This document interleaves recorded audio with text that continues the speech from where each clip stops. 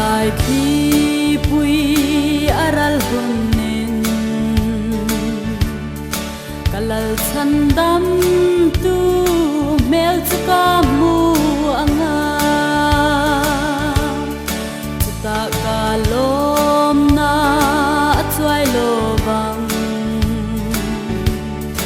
amela van pang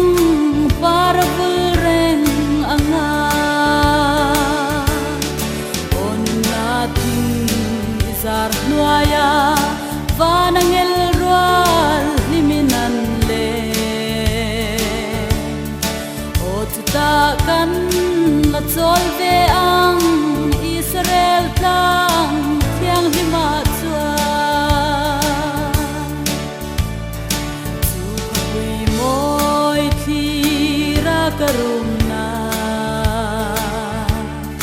chuan lung ngai boy na thi na khen thei sela lan na thi sen za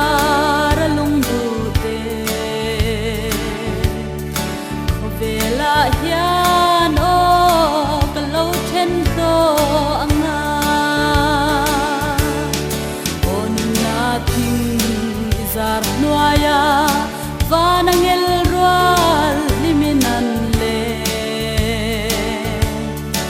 o chuta kan la chol ve ang Israel tang thiang hima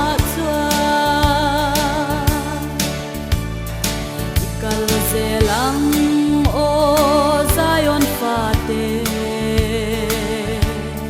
kan zalen naram ropui nai ta tu na lungai tra le boy na hi kan lom na pang para an la nge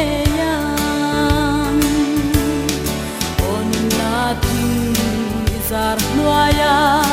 vanangel rual liminan le o tuta kan la chol ve ang Israel tang thiang hima chua tin chu khopui moi ka khen hun chua kan len na ram lam hi ka hoi to lo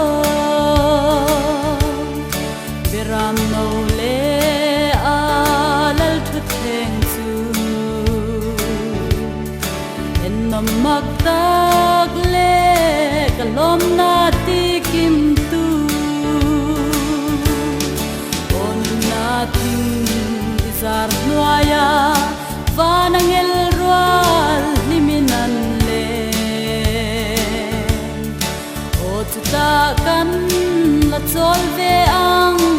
Israel tang thiang hima